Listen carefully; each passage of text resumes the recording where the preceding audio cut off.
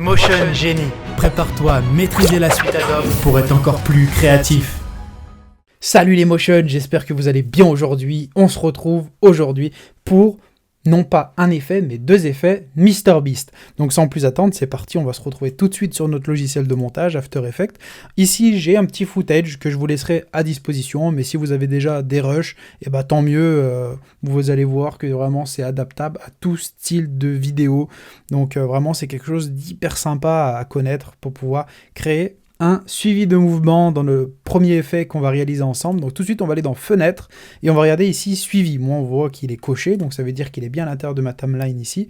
Donc, je clique sur Footage et ici, je viens dans Suivi. On voit ici qu'il y a Suivi de mouvement. Qu'est-ce qui se passe quand j'appuie dessus? Hop, on voit que je suis sorti de composition pour aller sur l'onglet Calque. Donc ça, c'est OK. Et quand on regarde ici, il n'y a rien qui se passe, mais par contre ici on voit qu'on a un petit point de suivi. Donc je vais venir ici zoomer en appuyant sur Option ou Alt sur PC, et je vais venir le mettre ici dans quelque chose avec un peu plus de contraste. Donc moi je vais le mettre le point au niveau du visage, parce que le visage bouge dans cette scène, et j'ai envie que l'asset que je vais mettre, ou le texte que je vais mettre, suive la tête de ce personnage-là. Donc je vais utiliser voilà, quelque chose comme son nez, on pourrait très bien utiliser son sourcil, sa bouche, voilà, mais là, au niveau du visage, le nez, ça me semble bien parce que c'est pas quelque chose qui va bouger comme les lèvres. Je veux que ça suive le mouvement de la tête. Le nez, ça me semble correct. On pourrait très bien utiliser l'oreille, le sourcil, les yeux, la pupille. Mais moi, j'utilise le nez pour cet exemple, ça marchera très bien. Donc, je reste bien sur Calque. Et là, on va pouvoir regarder. Regardez, je suis sur Footage, OK. Je suis sur Suivi, OK. Je suis sur Transformer, OK. On va pouvoir ici mettre peut-être un petit objet nul. Voilà, comme ça, un petit objet nul. Et on va pouvoir se mettre ici en position, et on va pouvoir définir la cible ici avec l'objet nul 1, et on va pouvoir définir la cible. Donc là, c'est ce qu'on disait, l'objet nul, et on va pouvoir aller dans Options. Donc, prédéfini, normalement, on a quoi? On a luminance, et on a positionnement du sous-pixel. Donc ça, c'est égal, il n'y a pas de souci sur ça, on peut le laisser comme ça, et on va faire adapter l'objet suivi. Ici, je me suis mis à 90%. Une fois qu'on est comme ça, je regarde si je suis bien au début de ma timeline, parce que je veux que l'effet commence à ce début-là, et c'est parti, on peut aller cliquer ici sur Analyser vers l'avant. Je lance, ça mouline, donc sur l'entièreté du clip. On voit que ça ne bouge pas, le point de suivi est stable, c'est OK, je vais me mettre ici en ajusté, et quand on regarde, on voit que le point de suivi est nickel. Donc je vois pas de défaut, donc je peux faire appliquer. Donc sur l'axe X et Y, donc horizontal et vertical. Et on voit qu'ici, ça m'a mis plein de keyframes, parce que justement, c'est la position ici de l'objet nul qui est ici, qui fait que bah, ça bouge pas, quoi. On est vraiment en train de suivre ici le personnage. Enfin, le mouvement du personnage. Maintenant, ce que je vais pouvoir faire, c'est commande ou CTRL-T sur PC. Ici, je vais mettre, allez, on va dire 20 000 $. Comme ça, hop, point d'ancrage au milieu. Et regardez ce qui se passe. J'ai envie de bypasser Cinema 4D et toute la puissance de calcul nécessaire pour cet effet-là. Si on a un PC qui n'est pas très puissant, ça peut être problématique, surtout si vous faites beaucoup d'extrusion sur votre texte. Ici, on va travailler avec 3D Extruder. 3D Extruder, vous avez deux versions. La version free, open source, donc gratuite, qui est de Motion Nation. Vous pouvez très bien essayer cette version-là, voir si elle vous satisfait. Et si vous pouvez aller avec cette version, bah, tant mieux. Sinon, l'autre version est à 5 $. Donc, ça dépend des changes. En euros, on est à peu près à 4,50 €. Donc voilà, c'est pas trop cher pour ce que ça vaut. Ça peut être sympa. Et regardez en fait ce que ça fait. Ici, j'ai mon 20 000 $. Je vais pouvoir faire extruder. Et en fait, qu'est-ce que ça a fait? Ça a créé plusieurs calques de 20 000 de mon texte. Ça l'a fait dans une précomposition qui est reliée à un objet nul. Donc si je viens ici sur deux vues, je viens sur la vue personnalisée 1, qu'est-ce qui s'est passé? Eh bien on peut voir que ça m'a créé plusieurs calques, 20 000, et ça les a superposés comme ça, dans l'espace, pour avoir de l'extrusion. On pourrait très bien le faire à la mano, certes ça prendra un peu plus de temps, mais c'est réalisable, ça sera exactement dans la même configuration, on mettrait tous nos éléments en 3D et on viendrait les dispatcher différemment dans l'espace pour créer cette fausse extrusion qu'on peut voir ici. Là je vois qu'il y a un truc au niveau du point d'ancrage, ça me plaît pas trop, donc je vais jouer ici avec le point d'ancrage ici sur le texte, je vais pouvoir voir un peu, hop, peut-être le déplacer à la verticale comme ça, le remettre plus ou moins au centre. Voilà, comme ça. Hop. Et là, je vais pouvoir maintenant jouer avec son positionnement. J'ai envie qu'il soit plus ou moins comme ça. Donc ça, je le recule, je monte un tout petit peu, je prends cet axe-là, hop. Je vais pouvoir jouer peut-être même avec le scale. Non, pas le scale, la position. Ça, je vais me remettre en ajusté. Tac. Pour le mettre en plus petit, je vais peut-être jouer ça comme ça. Tac. Et ça, je vais le mettre à gauche. Hop, peut-être le lever avec l'axe Y légèrement encore. Et là, ce qui va se passer tout de suite, c'est qu'on va prendre le nul 2 et je vais venir le parenter au nul 1. Et qu'est-ce qui se passe quand je fais ça? Et bien, on peut voir tout de suite que ça suit le mouvement de la tête. Le texte suit le mouvement de la tête. Donc, c'est exactement ce que je recherchais. Maintenant, on va pouvoir utiliser ici le scale et la rotation. Je vais pouvoir faire hop, scale, rotation X. Je vais pouvoir me mettre un petit peu plus loin. Et je vais pouvoir ici jouer peut-être sur une forme comme ça, on peut se dire. Et sur l'échelle ici à 0. Tac. Qu'est-ce que je peux faire d'autre? Je vais regarder un peu comment ça se passe ici. Peut-être sur le nul, 3D Shadow.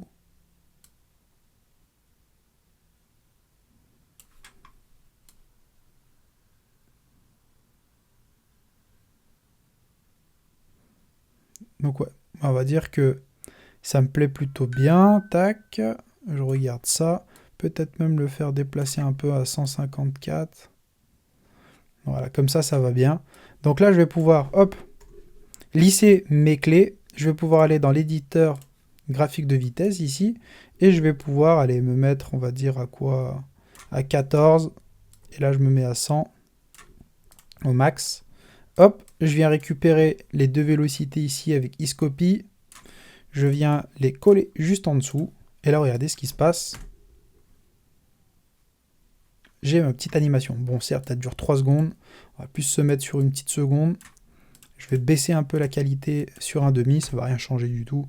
Mais au moins, ça fera un peu moins laguer. Et là, on a quelque chose de plus ou moins sympa. Hop, le texte, il arrive comme ça. C'est cool. Donc maintenant qu'on a fait ça, on est plutôt pas mal. Ce qu'on va pouvoir faire ici, pourquoi pas, c'est rajouter un petit deep glow. Sur le deep glow, on va pouvoir aller le descendre, je pense, ici, à 281. Là, moi, je vais le laisser peut-être à 0,60, comme ça ira bien. Donc ça, je vais le mettre ici. Hop, petite clé là. Et après, on va pouvoir aller se mettre ici, je pense, et on va pouvoir le mettre à 0,1. 0,1, ça va sortir 0,10. Ok. Et là, je prends ça. Je vais partir un peu plus loin ici. Tac. Et je vais pouvoir lisser tout ça, venir ici, zoomer un petit peu sur cette forme, et voir un peu, peut-être me mettre sur les alentours ici. Je crois que j'étais sur les alentours 64. Voilà. Et on va voir un peu ce que ça donne. Voilà. Ça, c'est plutôt cool. Donc, on a quelque chose qui matche bien. On a justement cet effet là de deep glow qui arrive. Donc, suivant comment vous voulez que ça soit dramatique ou non. Voilà, là, on a un petit effet qui fait que ça suit le personnage. Alors, maintenant, une fois qu'on a fait ça, on va pouvoir faire pareil sur la femme. Donc, pour la femme, comment ça se passe? Eh ben, ce qu'on va faire, ici on peut voir qu'on a le 20 000 contrôleurs, ici on a le tracking home, et ben ça va être exactement la même chose, on va faire footage, on va faire suivi de mouvement, on revient dans le calque, mais cette fois-ci quand on zoome, on va venir, hop, chercher, on va voir, hop, allez, on va peut-être regarder là, au niveau des yeux, maintenant cette fois-ci on va regarder un peu comment ça se passe, donc on va pouvoir créer un objet nul. Donc, nul femme gauche. Comme ça. Donc, on est comme tout à l'heure, footage, position, définir la cible. Et bien, cette fois-ci, ça sera nul femme gauche. OK. Je suis au début de ma timeline et je vais lancer le tracking. On voit que ça bouge bien là au niveau des yeux. Et on a un tracking qui est quand même relativement bien réalisé. Ça bouge pas, ça suit très très bien. sur l'entièreté du clip. Ok, donc je regarde quand même, mais on voit que ça n'a pas bougé, hein. Ça a très bien fait le taf. Donc ça c'est nickel, donc moi je suis satisfait, je vais pouvoir faire appliquer sur l'axe X et Y comme tout à l'heure. Donc là, franchement, nickel ce qui s'est passé. Il n'y a rien à dire. Et là, tout de suite, on peut faire exactement la même chose. Commande texte. Hop. Et là, je vais mettre, je sais pas, celle-là, on va dire qu'elle a fait 5000 $. Hop. Je reviens ici. Point d'ancrage au milieu. Et je viens faire... Je le replace ici. Je viens faire une petite extrusion. Là, pareil. Exactement la même chose que tout à l'heure. On voit que là, le point d'ancrage, pas tip top. Donc, je vais venir le déplacer comme ça. Pareil sur sa verticale. Je le mets comme ça. Et là, on est plutôt pas mal. Maintenant, je vais pouvoir le mettre ici. Pareil, au niveau de la position, je vais peut-être mettre tout petit comme ça. Ça ira bien. Tac, tac. Et là, on est plutôt pas mal. Et comme tout à l'heure, exactement comme tout à l'heure, on peut faire scale, rotation. Donc là, ça va être la même chose. Hop. Je le mets un peu plus loin, comme ça. Et là, on peut faire exactement la même chose, hein. Donc là, pour le coup, on peut partir comme ça. On se le met sur 0. Et là, hop, on a gardé la même vélocité que tout à l'heure. Je me mets sur un demi. Et là, on va venir récupérer ça. Hop, deep glow. Tac, je me mets ici. Je me mets, allez, on va dire là, comme ça. Et là, qu'est-ce qui se passe? Tac, je viens venir l'aimanter ici. Je vais juste récupérer ces deux clips-là, les mettre, voilà, plus ou moins comme ça, éloigner.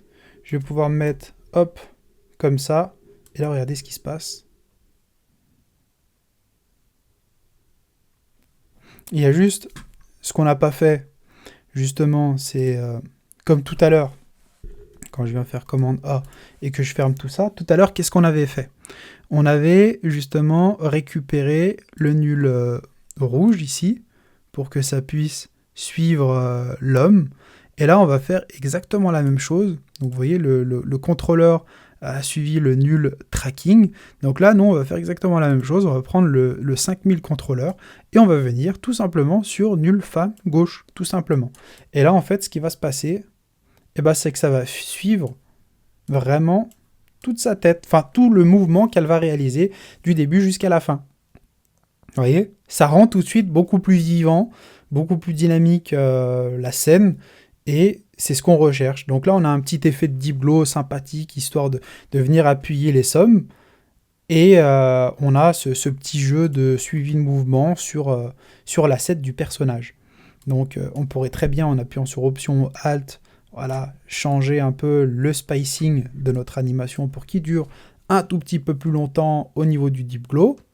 On a vraiment la main mise sur tout ça, et une fois qu'on l'a créé, on a vraiment voilà, toute la main mise sur le montage qu'on a envie de réaliser. Donc là, on a un suivi de mouvement sur le personnage, on a du deep glow pour venir appuyer la somme ou l'asset, et on a quelque chose, vous voyez, qui match très bien, qui suit justement le personnage sur l'entièreté de son mouvement. Bon, le sweat à capuche rouge, il bouge pas beaucoup, donc on voit pas beaucoup l'effet sur lui, très légèrement au début, mais au niveau de la femme, on voit que ça suit très bien, et c'est vraiment tip top sur cet effet-là, ça marche vraiment bien.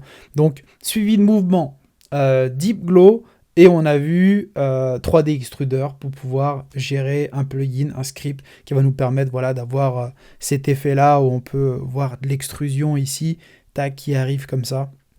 Donc c'est vraiment sympa, ça donne vraiment du cachet à l'animation. Donc j'espère que tout s'est bien passé de votre côté. Je vous dis à un prochain tuto. Ciao!